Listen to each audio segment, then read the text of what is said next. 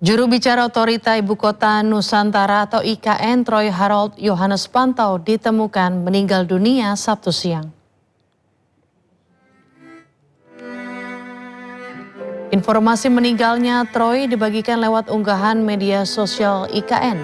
Deputi Bidang Pengendalian Pembangunan Otorita IKN, Thomas Umbupati Tena Bolodadi mengkonfirmasi bahwa tim dokter Rumah Sakit Hermina IKN menyatakan Troy meninggal dunia pada pukul 14:25 waktu Indonesia Tengah. Sebelum dibawa ke RS Hermina, Troy ditemukan tak sadarkan diri di kamar huniannya di Rusun ASN 3 Tower 6, Kota Nusantara. Jenazah Troy rencananya akan tiba di rumah duka RSPAD Gatot Subroto pada siang hari. Kepergian Troy menyisakan duka yang mendalam bagi jajaran Otorita IKN. Troy dikenang sebagai salah satu figur yang mengawal babak baru pemindahan ibu kota negara. Troy pun dengan setia terus mengawasi pembangunan IKN.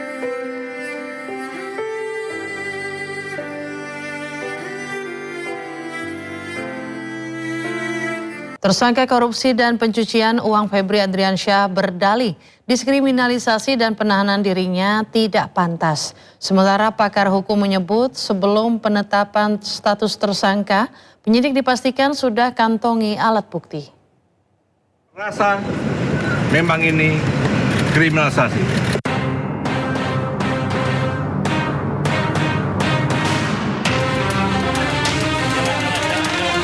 Pernyataan itu disampaikan tersangka korupsi dan pencucian uang Febri Adriansyah usai ditetapkan sebagai tersangka dan dilakukan penahanan. Dengan tegas mantan Jampitsus itu menyebut jika dirinya telah dikriminalisasi. Febri bahkan berdalih alat bukti yang diajukan penyidik belum terkonfirmasi dan masih perlu didalami. Dengan dalih itu, Febri merasa jika dirinya tidak pantas ditahan.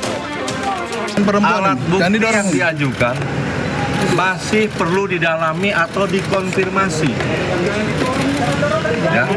Sehingga menurut saya ini belum cukup untuk dilakukan penahanan. Pakar hukum pidana Abdul Fikar Hajar menilai penyidik tentunya tidak asal-asalan menetapkan ex-Jampitsus itu sebagai tersangka, melainkan sudah berdasarkan tercukupinya alat bukti. Jika merasa dikriminalisasi, Fikar menyebut Febri bisa ajukan sidang pra-peradilan. Ketika orang ditetapkan sebagai tersangka, maka pasti itu, ya, penyidik sudah mengantongi minimal ada 2 alat bukti yang cukup, ya, yang menempatkan seseorang itu sebagai tersangka. Nah, saya kira ini juga tidak berbeda dengan penetapan Pak Febri ini sebagai tersangka. Ya, penyidik pasti sudah mempunyai minimal 2, bahkan mungkin lebih, ya, bisa 3, 4, 5, 8 dan seterusnya, gitu ya.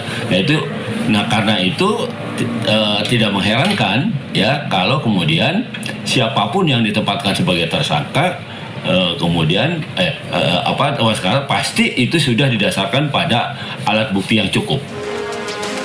Febri Adriansyah diduga tersandung 3 mega korupsi di PT Asabri, PT Krakatau Steel dan pengadaan batu bara di PT PLN. Polisi telah menggeledah 12 tempat termasuk rumah pribadi Febri di Sentul, Bogor, Jawa Barat. Uang nyaris setengah triliun rupiah dan 74 kg emas ditemukan. Kini sang mantan Jampitsus itu telah mendekam di sel tahanan. Tim Liputan iNews melaporkan. Kejaksaan Agung meminta maaf usai mantan Jampitsus Febri Adriansyah tampil tanpa mengenakan rompi tahanan dan tidak diborgol. Padahal Febri telah ditetapkan sebagai tersangka kasus dugaan tindak pidana pencucian uang dan ditahan. Menjadi keputusan pimpinan, saya siap menghadapinya, ya, dan saya merasa memang ini kriminalisasi. Terima kasih, ya.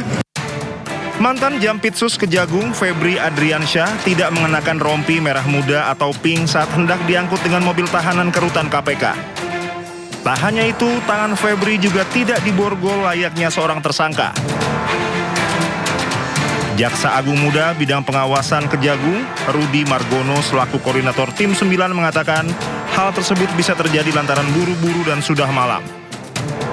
Padahal berdasarkan kebiasaan di Kejagung, tahanan akan dipakaikan rompi pink dan diborgol.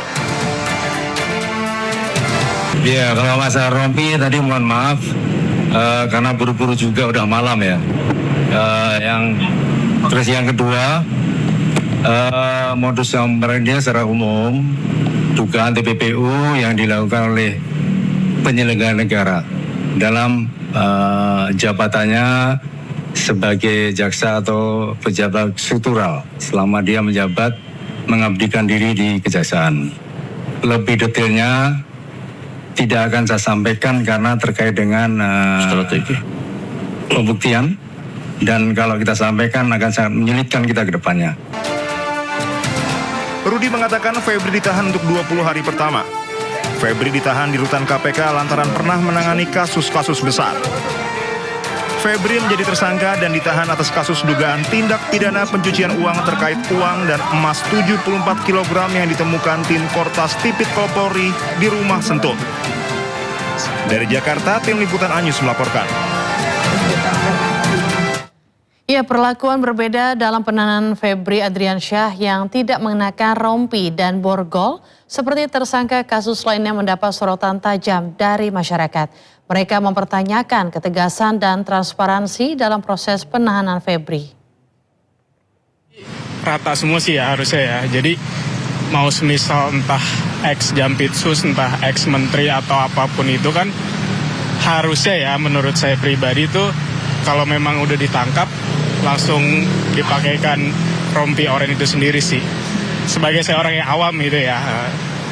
Gitu. Nah itu mereka kan yang membuat hukum ya, artinya mereka penegak hukum ya, dan mereka juga yang mengadili terhadap hukum, dan mereka juga mengadili orang-orang mereka sendiri ya. Semua fasilitas itu ada di mereka gitu loh. Jadi kita sebagai masyarakat hanya bisa melihat, hanya bisa mendengarkan aja.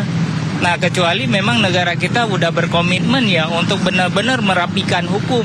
Nah, mungkin dengan ada hukuman seberat-beratnya bagi mereka yang melanggar hukum seperti tindak pidana korupsi dan sebagainya. Iya, udah ketebak.